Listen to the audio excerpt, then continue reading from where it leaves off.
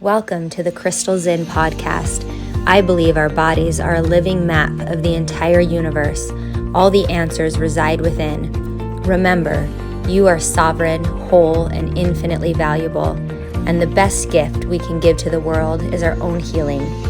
Join me as we explore holistic tools, spiritual practices, and paradigms that are shifting the way people experience life, business, and relationships.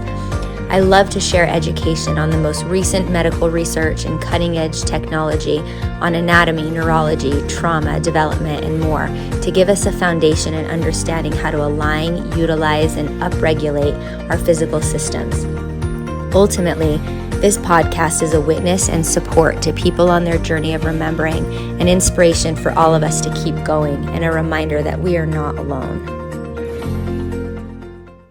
Welcome to the Crystal Zinn podcast. I have a return guest, one of my favorite return guests today. Aww. Beth Williams, thank you for being here. Yeah, it's my pleasure. I like just having conversations with you. Yeah. And every conversation I have with you on air or recording is always my highest listened to podcast, recording, whatever we do. Yeah. So there's something magical there. I like to hear that.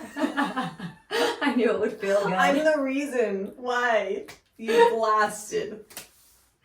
Thank you. It's not your hard work. No. It's just me showing up every once in a while, once a year. I love it so much and I appreciate it. And I know you're joking and I feel like it's not a joke. No, it's not. Yeah, it's not me. But I like, that makes me, I like talking. I like telling my point of view. So. Yeah. So today, I'm asking you all about one very specific thing, tarot cards. And all the things surrounding it, the triggering parts, the amazing parts. I mean, I just want to know and I want to share what's in my experience and I want you to share. And I wonder if you'd be willing first to just give us a short intro or people who haven't heard from you before, what you want them to know about you or how you want to be labeled.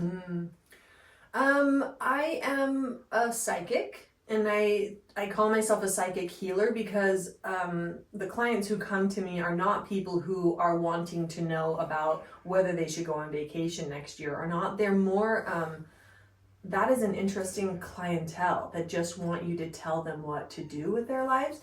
But most of the people who come to see me for sessions are people who are recognizing something in my life isn't working well right now. And I think this energetic connection with you is going to help me like clear the path for me.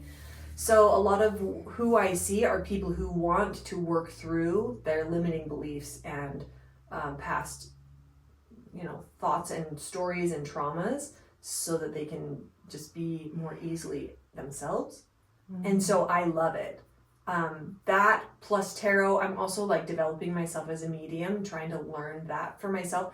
And really it's nice that clients want to come and see me, but really it's such a compelling learning process for me that like I can't not do it. I'm so compelled to do it, whether or not I'm very good at it or not. Like I just can't not do it because it has been such an impactful path for me learning and developing myself as a human. So it's nice that also people want to come to me for session because it continues to be like the solution for my own blocks and limiting beliefs. That's really cool. The power of the tarot compels me. But honestly, what a relieving way to move through your gifts and places in life because it doesn't always feel that aligned. We've been through lots of things. So the way you described that was like, I want to feel that in the places I feel compelled to act. I would also love that to feel aligned. It's really cool. It's also sometimes I'll get, because people ask me, well, what do you do for a living? And then I'll say, oh, I'm a psychic. And then often they don't know what to do with that answer. Like nobody says that about themselves, Yeah. Plus that's scary. It's like someone telling you you're a psychotherapist or something. When someone tells me they're a psychic, I'm like, oh, don't read my mind. Don't read me. Yeah. Yeah. There's that reaction. Yeah. But I that's like part of the explanation is like, I don't have to be your answer. I don't have to be, the person that you come to for these kinds of therapy or sessions or whatever, it just continues to be a healing process for me. So yeah, it sounds really authentic for you, and that's Yeah. why I like hearing from you. And on that point, I actually just sent one of my best friends to you who found some just amazing insights and healing, so thank you for that. Oh yeah, I know who you're talking about. At the beginning of my podcast, though, I do like to tune in, and it's so easy for us to deep dive, so I wonder if you'd be willing to embrace the pause and stop us on my fast track.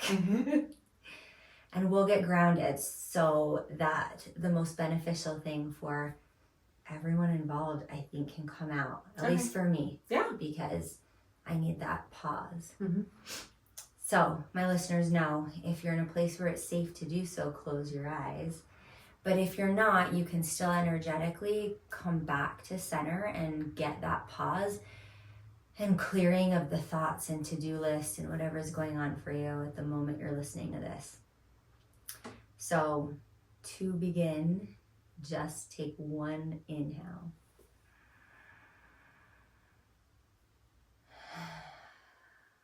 Naturally, your variation of your exhale will follow. And the goal for the next 30 seconds is observation.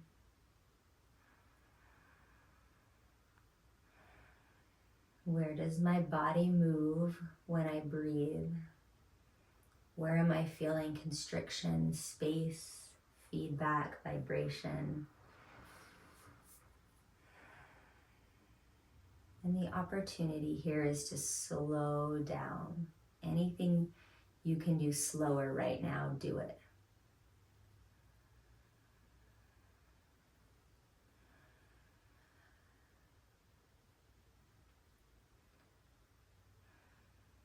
And then just find the loudest sensation in your body.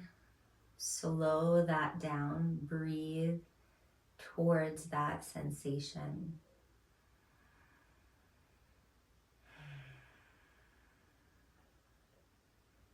And the power is always in the honesty and the self relationship here. And so we'll each ask ourselves, what do you need from me right now?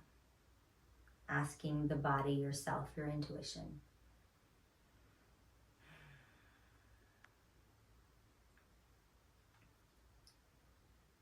And then intend to fully deliver on that request and take a breath to come out.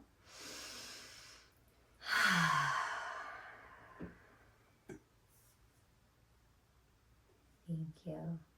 Mine was to relax today. My body was like, can you just please relax? Can you? Yes. Yeah. Mine was like, just love yourself. I was thinking about like, oh, I want to get something, like this little trinket for myself. And then my body was like, actually, could you just like feel it within, you know? Like instead of this shallow surface level trinket that you could buy, it's really more just like, can you just show up for yourself in a deeper way? I don't know if that makes sense, but it was more like a felt experience of like, just be in your body and appreciate yourself. Yeah, and then you don't need to get yourself little gift culture. That's my favorite self-love language. But I still like. I love that. This is where I want to enter the conversation, and you're always willing to say no, guide it somewhere else, give me feedback.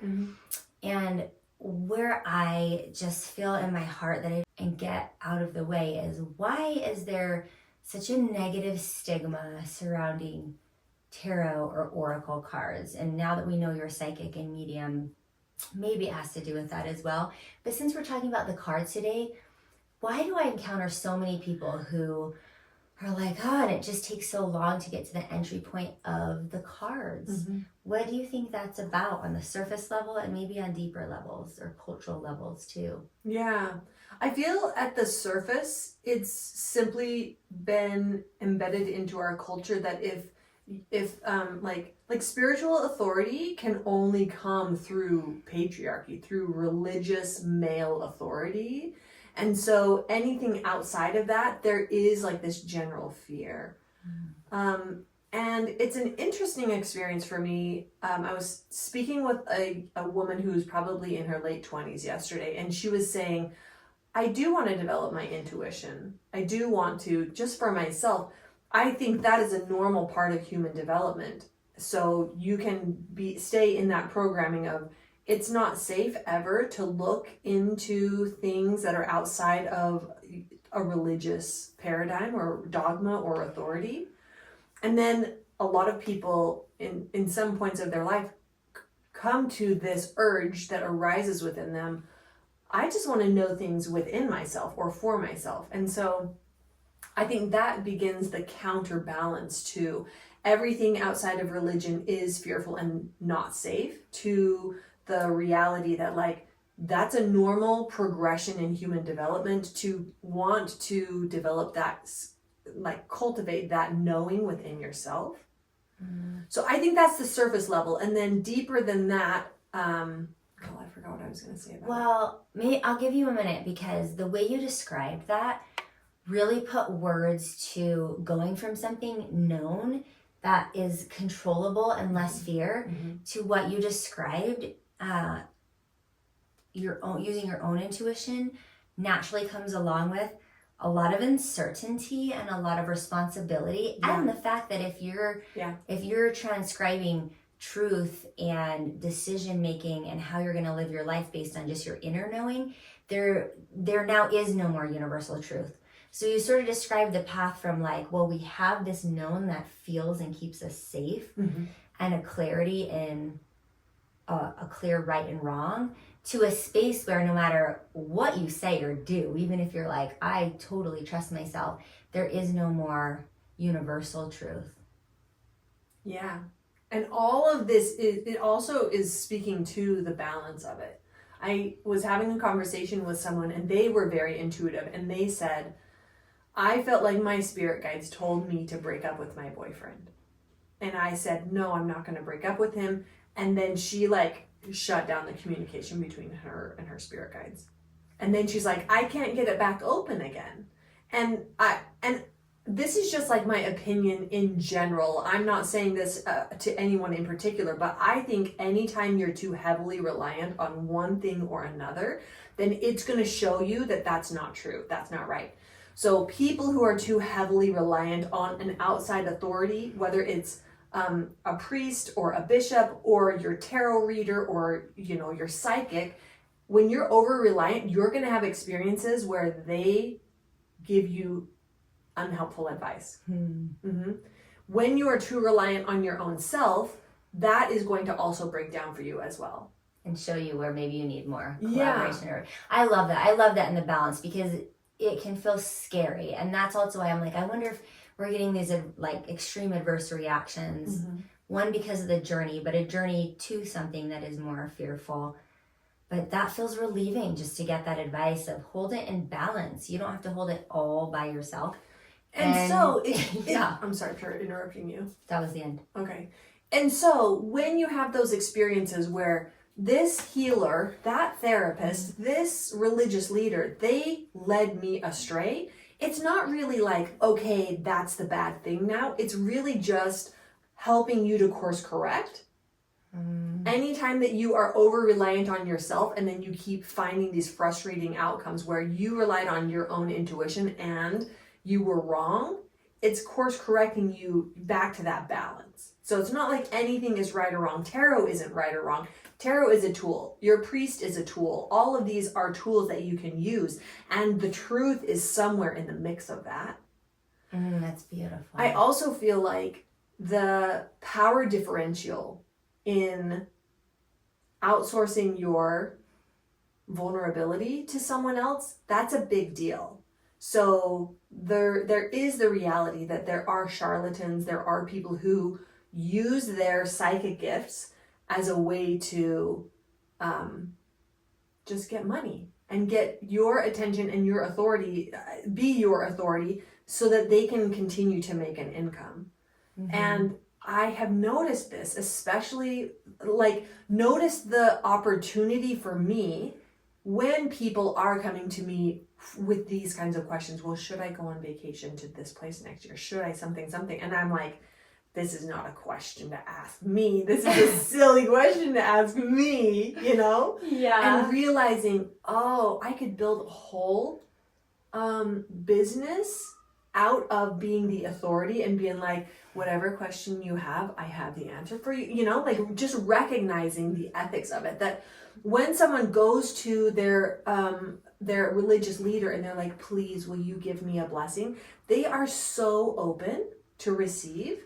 And if the person giving the blessing is in a centered place of loving kindness towards them, that matchup is like beautiful.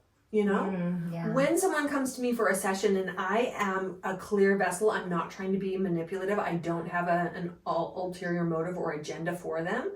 That is like amazing. There's so much good that can come through that. And those subtle shifts of power and greed and wanting authority, that's a slippery slope. So that's a deeper level of fear that should be addressed. Yeah, and it seems like that would have the same theme.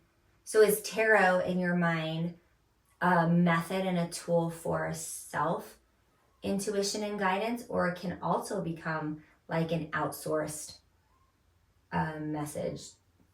Yes. I guess. Yes, tool. It's a tool that can be overused. Just like any other tool. Okay, so this would be super helpful then as well. What is the history of tarot? Where did it come from? And I think a lot of the things, the stigma surrounding it, the same stigma surrounding expansion in general into the light and the dark and labeling things good and bad, because the tarot itself doesn't only contain love and light figures, right? It has all the things. So can you serious. Yeah, can you give us some like, this is where it came from and this is what it is, because we've been told incorrect things or just don't know. Yeah. Like the history of tarot, it's a little shrouded, like nobody really knows where it started, but generally in, I think it's the 15th century, so 1400s, there were Italian playing cards, so it was used in families to play like an Italian card game. And then people started using it as like a fortune telling technique. And then like, I think it was like almost, it's like 1789 or something. That's the first time when a specific tarot deck was made for the purpose of fortune telling. Like oracle decks. Yeah. And so then it became more popularized in France with like French occultists during that time. And that's basically where it has grown from. Then, you know, there was like a large spiritualism movement in the 1800s in Europe and in America. And that's when many people started to make connections like, oh, actually, this goes back to ancient fortune telling, like the I Ching and Egyptian I love that esoteric. I Ching. I know. Right? That one I feel like is so potent. Yeah, it is. Okay, so then it became, it sounds like you're saying, so then it became the tool that it is today. Yeah. What is it comprised of? So there's two aspects of tarot decks. There's 22 major arcana, and those are basically bigger life themes. So lots of people have heard about the hero's journey, and so you can look in order of the major arcana from 0 to 21. You can look at those 22 cards and see that this is generally a person's human development. These are the general life themes that people are going to experience. And so when they show up in a reading, because they are bigger life themes, they are meant to carry more weight. They're meant to be a more important message than the other aspects. And then the rest of the cards, I think there's 56, and those are divided into 4 suits. Pentacles, which have to do with like money and resources, and swords, which are about action and communication. And then there's cups, which is about emotions and relationships. And then there's wands, and that's about self-development and becoming. And those tend to show aspects of daily life, but they can be just as instructive as the major arcana. So in general, a tarot reader would choose a specific spread, like the Celtic Cross spread or the Kabbalah Tree of Life spread, or, you know, there's lots of different spreads. But if I'm reading for a client, I use a specific spread where every placement of the card has a meaning in addition to all the symbols on the cards. Cool. Yeah. That's really cool. Can I tell you about the first time I ever got one of those readings? Yeah. It was in 2018 and I was in Costa Rica and I didn't know all of those details. And when I went in, it was like this most beautiful, lovely lady wearing all white, and she was so kind and loving. And I think that in and of itself was like an initial really great experience with it. And she did that complex spread, and up until that point I had just divinated a message or looked at one oracle card or something, so I didn't know that you can put them in a story or a meaning place. And so it was like 12 cards, and so it felt really overwhelming. So at the time I was not able to take in a ton. I tried to journal about it, but it was like, whoa, I didn't even know this much information was possible in these. And so the one major message that stuck with me was the white rose. And it was like this message of follow the rose and Christ-like energy and forgiveness and kind of atonement and overturning. And what it ended up being for, you know, the next 5 to 7 years of my life, that stuck with me because it was like this process of unbecoming for me. And it seemed like an important time in my life where I wasn't able to before, but now could view the parts of myself and view myself from outside of myself, and was finally able to access like some evolution and change in a way.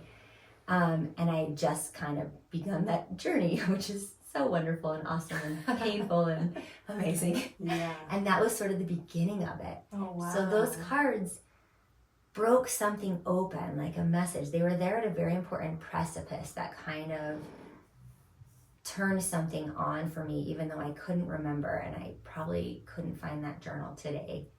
And it was really cool. And so I've just loved continuing to learn. And what I've learned now, what I've learned more being in contact with you and like reading the cards, is how much it really does have to do with the knowledge and wisdom of the reader. Yeah. So I now today, unless someone has extensive study and care into the cards, won't go.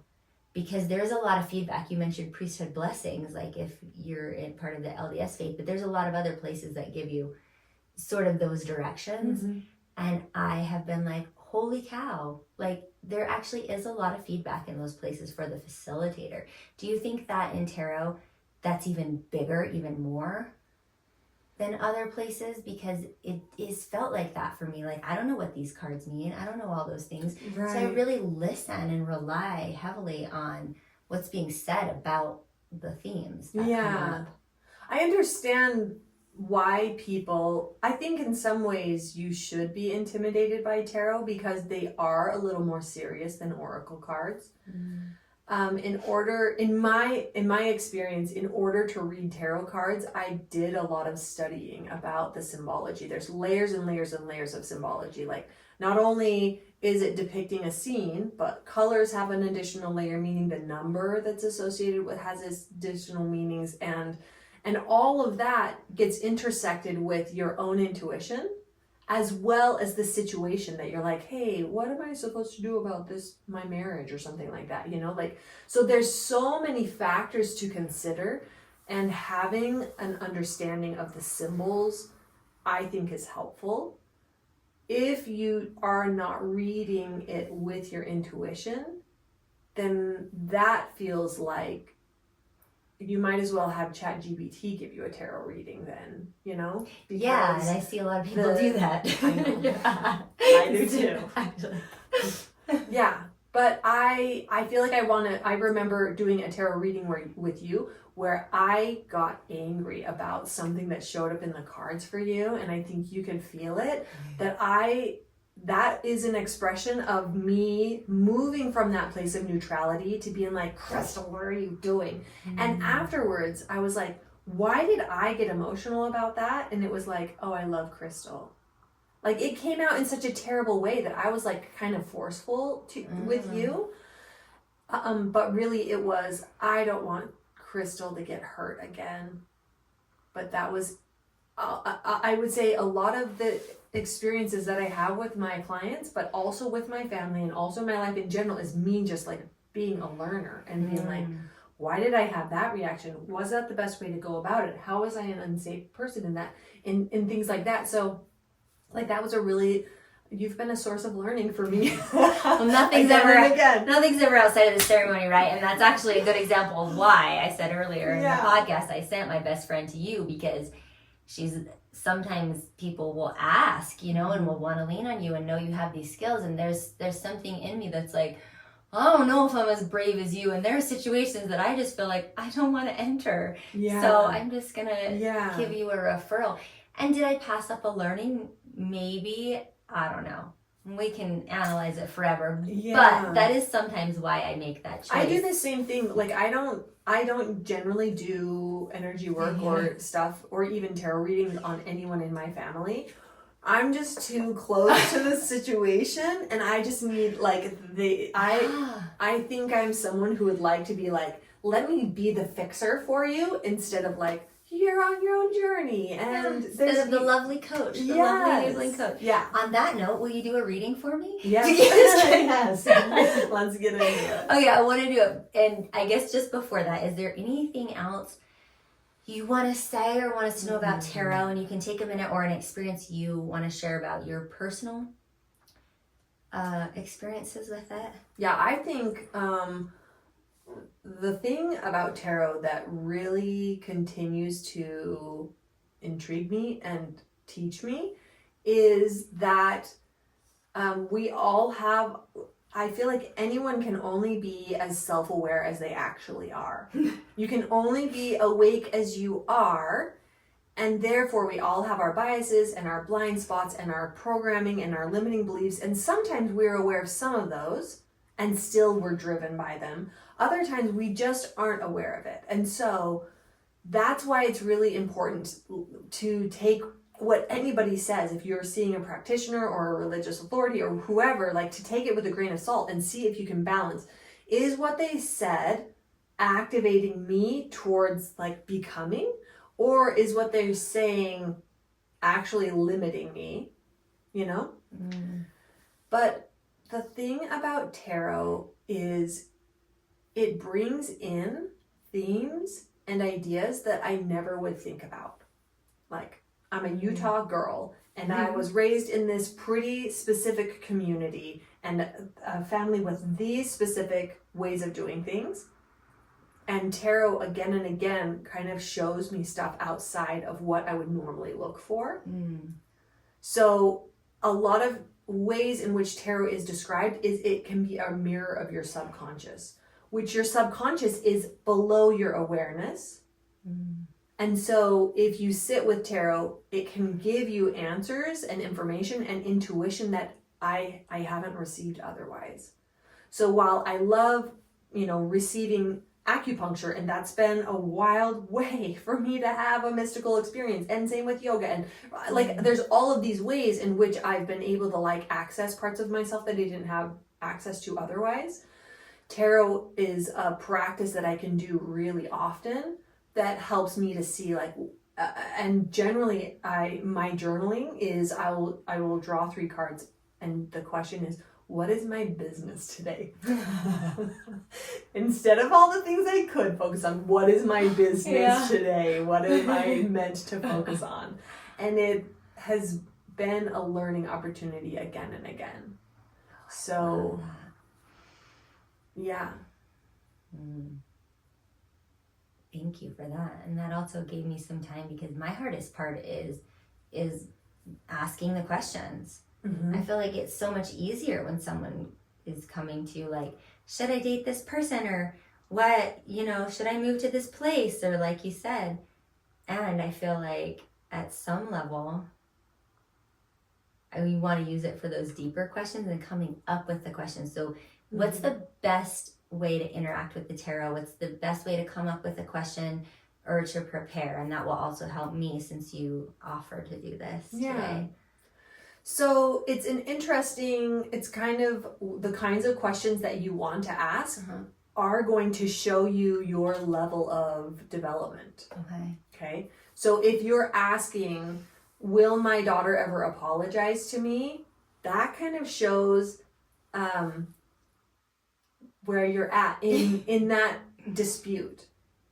If you are asking the question, how can I be clearer in this situation with my daughter? You can see then that moves the responsibility to you. If you're asking a question and you're asking about someone else's responsibility, that's just not going to give you a clear answer. Or you're going to be frustrated if you act on the answers that you get out of your tarot reading.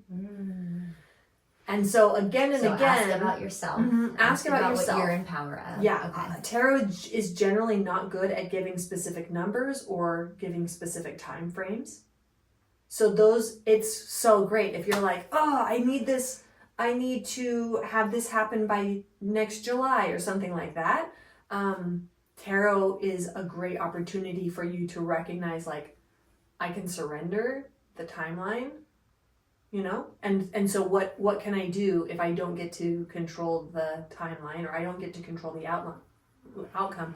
How can I surrender? Where's the learning and growth for me? And I feel like I forgot your question. Because the question is, yeah, what I think we were question? talking about ethics. Ethics and how do I ask a question that is helpful and useful and directive? Like, if it's too vague, yeah, will that also not give me like, if I feel vague about the question I ask, is that enough to do a tarot reading, or would you need me to come up with something like, I want to know what to do about my money, or if I should keep this new horse? Like, do you need me to come up with something definitive for the cards to be able to help me? Yeah, it's an interesting experience. I mean, generally people want to have a tarot reading because they want to know what to do next. And so in some ways, yes, that's a great reason to do a tarot reading. Also, tarot in general is going to help balance out the accountability and responsibility in the quotient. Okay, so someone came to me and they're like, well, I'm in this awesome relationship, but also I don't know if this is going to shift and change. And so when we got to the part that like included here's the present moment, then the person they were dating showed up, like, oh, this card is all about this person that you're dating. And basically what they're saying is they're going to be like this. They're only going to be what they have already been showing you. And so really the question is, do I want to live with that for the rest of my life? In living with this person and them showing up exactly like this for the rest of their life, is that going to help me have the kind of expansive experiences that I want? Is it going to give me the stability that I want? And then they just had that kind of just throws it back on them to like ponder and question, okay, you know? So I feel like when the questions are asked appropriately, it does lead you to go inward and know within yourself what's the right action or inaction or thought processes to engage in. And a lot of it is trial and error. So if someone is interested in tarot, I think drawing one card a day for like a whole year where you're just studying that's such a beautiful way to learn tarot and to grow your relationship with that, because it becomes like the day that you draw that card and the situation that you're going through, that helps you to develop your like psychic bank of understanding about what that card can mean. Oh, cool.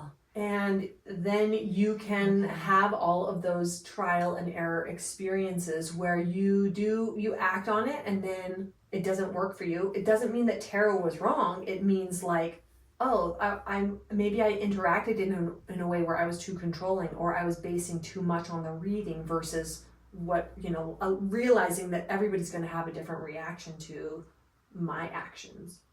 Cool. Okay. I feel really open to a message from the tarot right now. And where the rubber meets the road, places in my life where I don't see where the road is leading and I'm just being comfortable with the uncertainty. Awesome. Is one, in this podcast, two, in money and business and collaboration. So there's sort of a big question mark that I'm living in every day. Like you said, how am I in best service today? Who am I? What does the universe want from me? And seeing what shows up. And I don't have clarity around if that means spend some more time and hours towards a podcast or business or things I love or training my horses or my family. Well, actually, that's a certainty. I actually do feel really devoted to my marriage and my family right now. I don't feel questions around that. But I do feel questions around my free time and my expanse. Mm-hmm. And so those are the places where I'm holding questions and can't quite formulate a question. I don't know what the next thing is going to be to come up for me. Is it in service?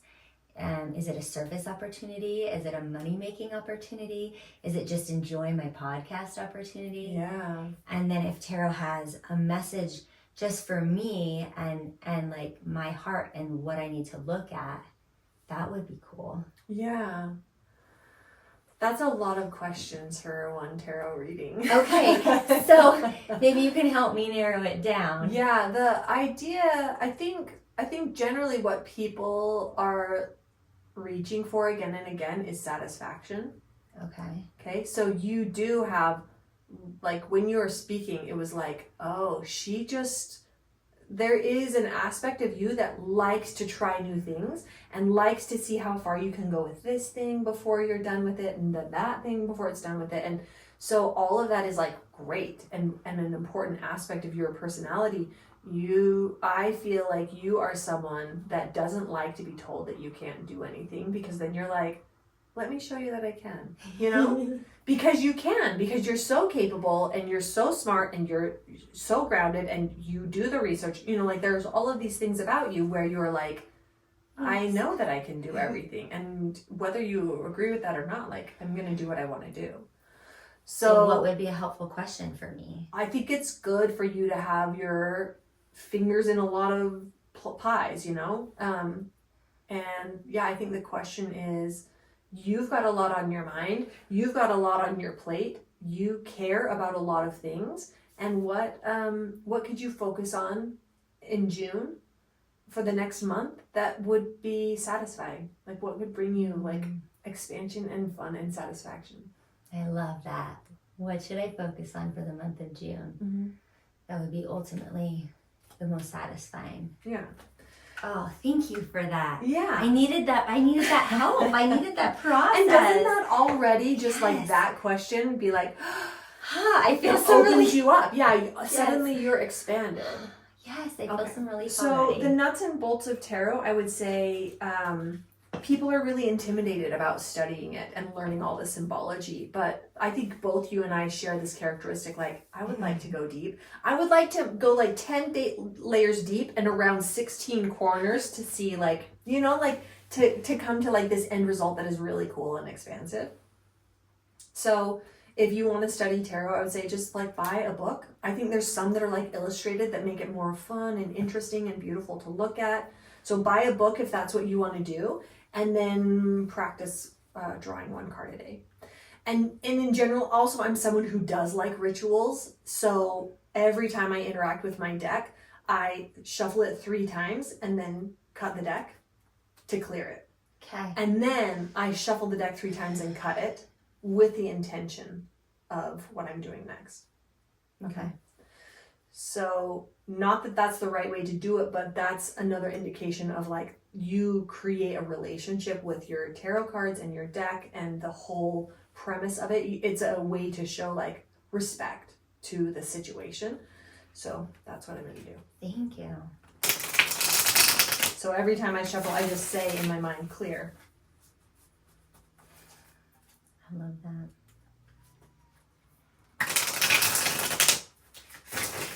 And I have had these rituals around other things, right? Like when you start a Reiki session or a medicine or something. So for me, that is helpful to know, because that would also help me get into the space I like to be in, to be clear. So then generally I'll just like hold the deck in my hands and kind of like bring in this idea, like I'm connecting with Crystal. And what are some themes or ideas that she can interact with in the coming weeks that will bring her lighthearted satisfaction, lighthearted, expansive satisfaction. So then as I shuffle, I think Crystal, satisfaction, Crystal, expansion. I love it. We're programming the deck for me. That's cool.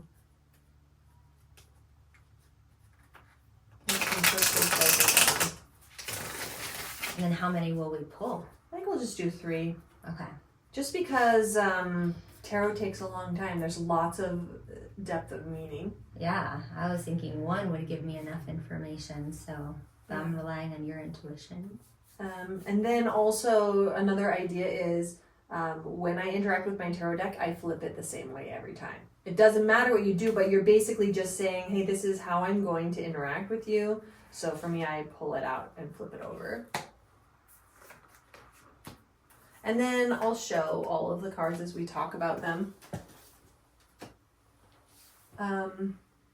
All of your cards are upright, but often they can be, we say that it's reversed if it's upside down, and that just gives it an alternate meaning.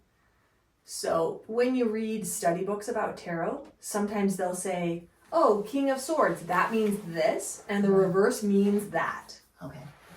And then when you are reading it with your intuition, you're looking at it and saying, is that quite right? Because sometimes the reverse position means the opposite. So if it's a card that's saying, hey, don't do this, the reverse might be like, go for it. Sometimes though, if it's reversed, it means, at least the way I interpret it, is this is a question for you to go and ask yourself within. This is something for you to meditate on. This is something for you to recognize and ask, like, where's my peace in this? What part am I supposed to be responsible for? So the first card that we drew is King of Swords. Kings are always good. Kings are always masters of what they represent.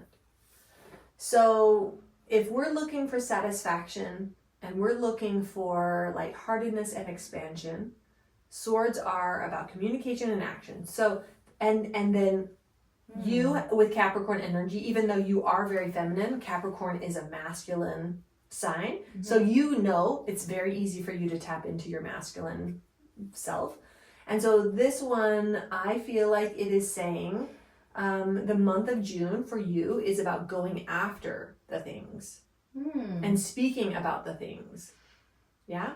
So be the noticer of this month, like what do I want to talk about? It could be on this podcast, but it could also just be like, I just want to have a conversation. I just want to call up somebody or saying, hey, can you meet me for coffee? And I just want to hear what you have to say, or I want to have a conversation about this idea. So this is... And that's the swords aspect of this card you're reading. Yeah. Okay. So is this card having one of the 22 archetypes on it? This is a minor. Or this is one of the 56 of the minor. Okay. Yeah. So it's saying you are very good at creating the kinds of expansive, satisfying experiences that you want. So it really is just in this moment, just for this month, what do I want to do? What do I want to do in June 2026? You know? Because next June, it doesn't feel like this is about traditions. It's about understanding, oh, these are the kinds of experiences I want to create in this moment, in this month. I love that. And then the owl in it is... I was going to say, I love all these birds and flying things. Yeah, and so like we could talk about 11 symbols here. Okay. Or we could look at the traditional meaning. Okay. And the intuitive part comes where you just look at it and there's going to be like one thing. I do, not you. The reader. Right? Oh, but if you're reading for yourself, you don't have to know what King of Swords is about. I've been speaking a lot about the traditional symbology of it, but then as you look at this, then you look and you're like, why does my eye, okay, I guess I'm just focusing on this one part. So for me, it was the owl. Why does the owl come out for you? So I think the owl is saying, you know how to do things in wisdom and order. You know how to balance it. You know that you can come up with 8 hours of fun every day of June, but like, actually that's not wisdom. That's not wise. That like, if you are running your kids around all day, every day, that's going to become not fun eventually. So I feel like the owl is saying like, also understand that it's so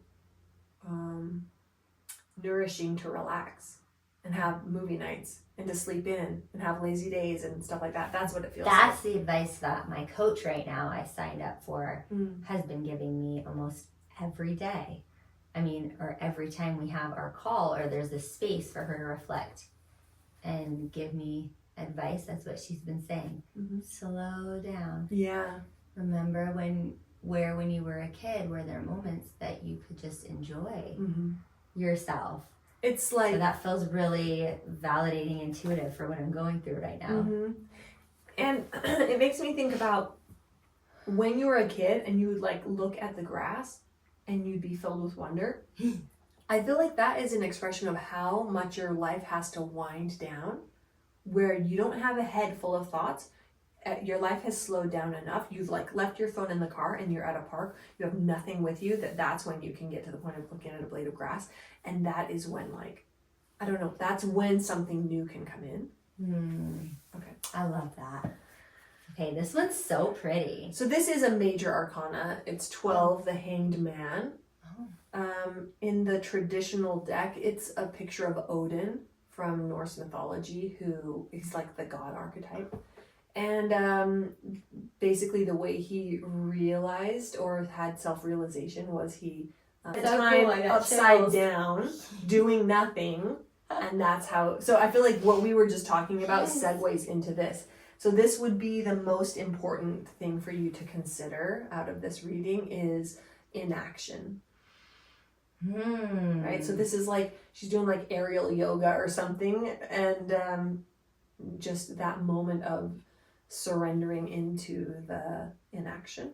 That's so cool. I can put my yoga trapeze on my swing set and be that. Yeah. I think it's so funny that the question we decided for me was, what do I do in June? And it was like, hold still, do nothing.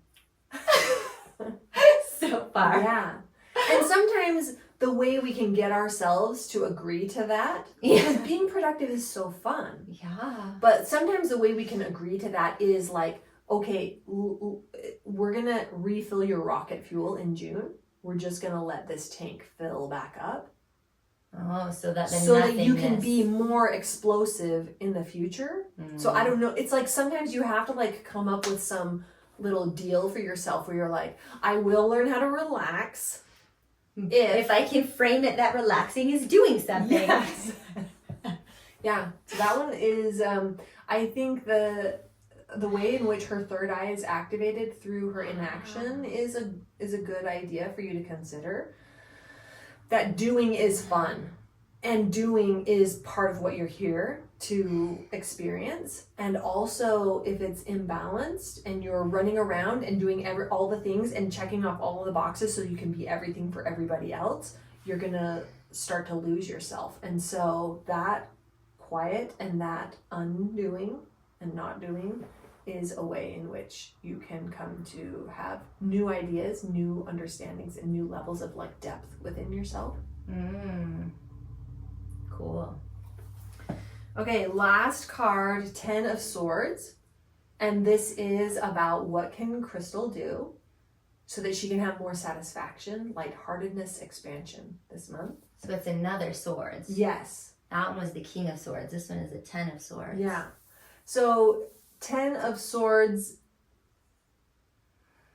is generally like talking to you about your, and here's what else I would say. If there is a sword, like in this deck in particular, I've never had a deck that had birds in it, but this deck does when it's related to swords. So when it's about swords, it's more about action. When it's about birds, it's more about communication and thoughts. Okay? So this is kind of calling you on the carpet regarding your internal thoughts and processes about yourself and about what is valuable. So this feels like you have some work to do around what actually brings you satisfaction. It feels like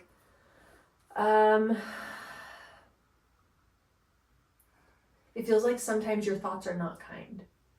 And you know how much of those thoughts about yourself are unkind versus your thoughts about other people, blaming yourself versus blaming other people. So I feel like this is calling you to be the witness and the noticer of how kind you are to yourself, how kind you are about situations that you don't have as much control over that you would want to have control over, and just seeing if you can bring in more compassion for yourself. Which do I have to communicate that? Is it about communicating that, or is it just more about communicating that to myself, like Like getting clear on that. I would say on days when you are having a harder mental health day, when you're more angry, when you're more upset, whether it's with yourself or other people, it would be a question of asking yourself, like, how can I be softer with my thoughts? This morning I got really angry with myself. Like, really, when I did the Tara Branch thing, like, what am I unwilling to feel? And it was like disappointment. Yes. And I was really upset, mostly at myself. Oh, I'm sorry. And my ability to accomplish what I had set as myself to accomplish today, which has no need to be accomplished today. I had just set it up for myself, and I do that to myself a lot. And regarding other people, similar patterns, right? How we treat ourselves, we treat the world. And I have some tasks to have some repairing conversations this week too. Yeah. Just I was curious if it feels to you about the self turning over, if I actually need to go out and take action with this stuff now. Yeah, I felt like it was a more internal noticing. We're not trying to shit on ourselves. You know, we're not trying to make our lives harder. We're not trying to be mean to ourselves. These are subtle processes that sometimes we'll get a little glimpse of, and then maybe we just cover it up with more shame. Yeah. Or more self-disappointment. And this is more saying, self-assignments. Yeah, and this is saying, it's you asking yourself, can I give myself a little more softness? Can I give myself a little more grace? And that is really, you can't lie to yourself about that, right? So when you realize how harsh you're being to somebody else, it's an outward expression of how harsh you are being on the inside of yourself as well. And so it's easier to be like, sorry, you know, to your kid or to your pet or this whoever. morning it was my horse. Yeah. Just full disclosure. And it's so a lot more. Unload some of that guilt. I was being really mean to a horse. Which you're very loving towards animals. So this is not normal for you. But then it's a lot harder. You can go and apologize to the horse, but like to undo that, sometimes it's just very much harder because you don't know how to be softer with yourself. You didn't have a very good example of someone helping you to be like, it's okay to feel that way and you're not wrong. You know, like you didn't have that primary example when you were a little kid. Yeah. So that's why it's so close to you. Your programming is so incepted at such a young age. I don't think it's uncommon. I feel like many people that are gonna hear this, they're gonna also be like, yeah, it's so close to your understanding of how to be in the world that it's hard to separate. And so like as many big breaths that you can take, as many times as you can just say your intention, I intend to be softer with myself today. I intend to be more gracious in the way that I interact with myself today. It's like we're just trying to budge 1 inch at a time. Yeah. Yeah. Thank you for that. Yeah. How can I be with this in the most loving way? Yeah.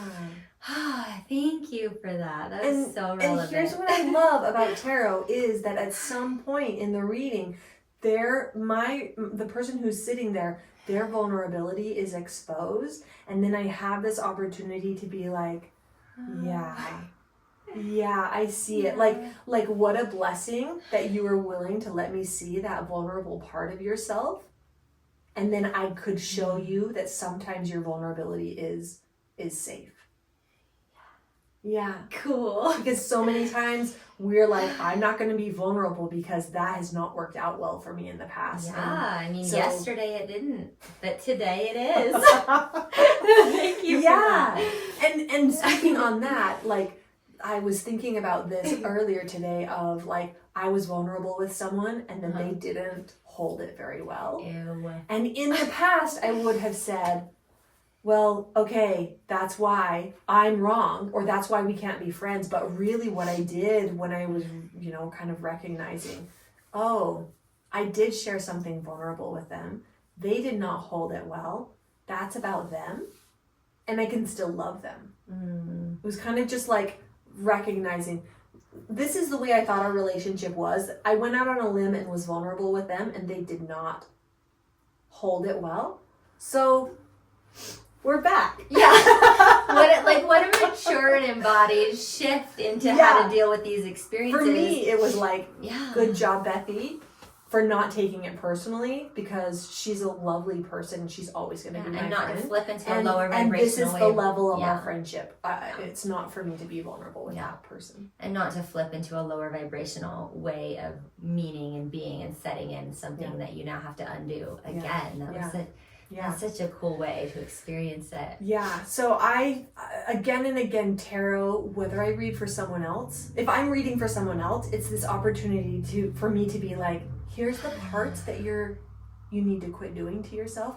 Here's the parts where these are so beautiful, and hold those up because you matter. If I'm reading for myself, it is a pretty humbling experience of like, the tarot readings are usually saying, be more gracious to yourself, or take more responsibility, or stop bringing this up. Yeah, and then you're just dealing with the parts of yourself instead of having someone else there to co-regulate or model it for you. And that's the beauty of having someone else do it, right? Is because you're like, oh wow, thank you. Yeah. But you just have to use the parts of yourself when you're with the self. So there, once again, there's that balance, right? And maybe I've been doing this too much for myself, or maybe I've been outsourcing too much, right? We're learning. Yeah. Every day we're learning. And that's beautiful, because I feel like you've called that in with a lot of social gatherings and settings and things that you're offering and calling in for yourself, which is really cool to see. But wow, I just want to say thank you for that.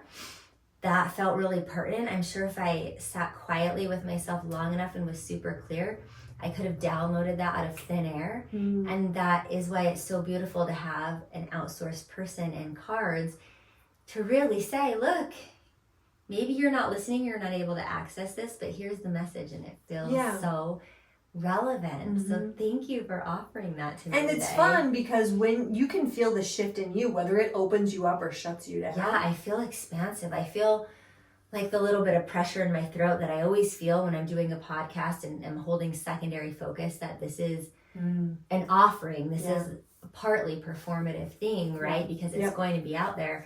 And I'm holding both things. After that last card just felt like, a lot more free. Yeah. Because it's so relieving to be seen. Even if you are exposed in like, do you see what a terrible person I am, or whatever? That, I don't feel like that's what the reading was saying about you, but like, even if someone calls you out on something, when it's true, you're like, finally somebody said it, you know? Yes. And that's been a theme that's been swirling around my head for the last 48 to 72 hours, honestly, is that we can do the brave thing, and we can be seen, and we can feel safe, not because the thing we're afraid of isn't going to happen. That's not where the safety comes from. And I've learned that lesson over and over several times in my life, where I've been able to reflect on those as I feel like it's coming up now. And I don't know if it is for you or other people, but when it comes up and it's time to be seen or do something brave, it's not do it because now you're safe, and now someone won't get triggered, and now someone won't get hurt, and now here you can do it now and get an opposite answer. Now you live in a perfect world. And that is part of the healing, right? Repeat it and get back on the horse and don't get bucked off this time. That heals your nervous system. But the message that keeps coming through is, don't apply yourself and show up to the brave thing because it's not going to happen. Apply yourself because you're now wise enough to know that it could happen. Like you were vulnerable with your friend. It could happen. Yeah. But there's some part of you that believes you can survive it. You can handle it. And your safety comes from your self-trust. And that's the thing that just keeps circling back. And what came up for me was a dance thing. The first time I danced on stage again as an adult, apart from when I did that as a kid, was one of these experiences for me. It was all the reasons I wasn't doing it. It was because someone would judge me, and some people in particular would be there and judge me. I might mess up. I'm not as good as I used to be. And I might feel disappointed or frustrated at parts of the process. And guess what? All four of those things happened. when I decided to enter the process. Yeah. And so it wasn't because they weren't going to happen that I chose to be brave and do what was alive in me. Mm-hmm. There was something in me that was also ready to accept that your friend might not hold that in kindness, and then be able to be like, but we're still okay. Yeah. And I feel like nervous system regulation, or when we have healed or integrated the parts of us that really were overwhelmed and betrayed and neglected, etc., nervous system regulation, the outcome is adaptability. So it's that recognition of like, I'm going to do the scary thing that is freaking me out because I can land. Like whatever way in which I need to pivot, when I do this and I land, I can still deal with whatever happens with that consequence. Yeah. If I make a fool of myself, like I've done that a lot of times. So I guess I'm signing up to do it again, and I can live after I do that. Yeah, I love that process. It seems like there is a lot of, I'm going through this with someone in my family right now who I need to be the coach and container holder. I'm in the position to help them say and do the brave thing and learn that it is safe to do that, like you did for me in this reading. Yeah. And then I can see the circular kind of comeback or evolution to, once that safety has been established, then the moving on to, and you're going to have to try something new, and it could be scary. Yeah. And you need to know you can handle that. In fact, that was perfectly modeled by the horse I'm dealing with. That kind of went awry, and I got really frustrated this morning. And I can see in him so much of this process, and I think it's just there outside of me, you know, in a 2,000-pound animal. No, he's probably 1,200-pound animal, because it's so big and in my face, right? Yeah. That when his nervous system is overloaded, we've reached a limit. And I do need to, you know, weave through this process, and that's really cool. So thank you for letting me tell you that, and thank you for letting me be seen. And I'm also wondering if there's anything on your heart that feels alive you want to tell the listeners, and or any events or things coming up for you that you're excited about that we can tell them about, because it is so lucky for my listeners who are local to be able to come to some of these things. I've brought people to some of your things, and they just always get a huge expansive experience. Something happens. Yeah. I am developing my mediumship skills, and some things have shifted to the point where I recognize I need to do a lot of practices and I need to fail. And in the failures, that's where I'm going to learn, figure out, you know, like piece apart the parts where I got right or wrong. So I can be found on Instagram at Psychic Integration. And if anyone wants a free mediumship reading, I just start the call and be like, maybe nothing's coming through for you, but can I practice on you? And that's just helping me to develop my skills. And then I have a private event that I just got booked for, like doing psychic readings for a couple of hours for like a corporate event. And that is fun because I feel like it's an expression of like, I'm stepping more out into my capacity to be seen. But yeah, I really just like any of these kinds of conversations. I feel like where I find the most satisfaction is in having conversations with people where I can just point to their heart and be like, yes, you're amazing. Yes, of course you have all of these gifts, you know, like, so I'm down for that. So anybody can come see me for a session. I do phone sessions. I do in-person sessions. I read tarot, and then I'm developing my mediumship skills. And that's cool. Yeah. Can you define mediumship for me? Yeah, so thank you. I am really comfortable with psychic readings. Psychic is me just reading your energy as you are right now. So that's a very natural thing. That's just like the most natural way that I am with people, is to read people and situations and spaces and homes and neighborhoods and cultures and stuff like that, to be able to feel that. Mediumship is a different vibration altogether. Mediumship is, I don't know whether it's higher or lower, but that it is tuning into the energy of someone that you are associated with that is passed on. And so many people will say, if you're a medium, you're likely also a psychic. But there are many people who are psychics who are not mediums. They haven't, and so, and some people are naturally that way, but for me, it's all of my spiritual gifts have been like taken a long time to kind of gather and piece together and create something out of it. And so I have been looking into mediumship and trying for a really long time, and kind of just come to the realization like I need to build on the little bits and pieces that I can tune into, and over time get more comfortable in that get frequency. more comfortable. And like I feel like a lot of it is a learning of, there are things I need to let go of that I didn't realize I was still holding on to. There are ways I need to allow love into my life that I have been withholding. It's like, and all of that is like another version of saying, I can't find the name of the person that I'm, that's here for you until I can tune into the subtleties of that. So it's like, the more I can open my heart to understanding my process for loving myself and others and letting go of grudges, etc. And the more I practice and allow the experiences of like failure or making the link or whatever, it's like it will come slowly over time. Yeah, that's cool. You can really see how this is the portal for your expansion as well, while you're gifting other people. And probably other people experience it like this, but I experience it like that too. So I get what you're saying. And I have always said there are a few ways that you can evolve very quickly should you choose to, and that's start a business, practice your spiritual gifts, or stay in a partnership. Yeah. Stay there. Yeah. So well said. Well, thank you for being here Yeah, today. thank you. I love you. Thank you for your friendship. Same. And your gifts and all the things. So I will tag in all the show notes, all the ways to get a hold of Beth if you're lucky enough to ever get to be with her in person. And thank you for tuning in. And I will be this hanged man for the month of June for sure. Nice. Because it feels so great. Thank you for listening. Connect with me on Instagram at Crystal Zinn Yoga. Subscribe on my website at crystalzinnyoga.com to receive tools and practices for your holistic journey, and to be the first to know about offerings, workshops, trainings, and retreats.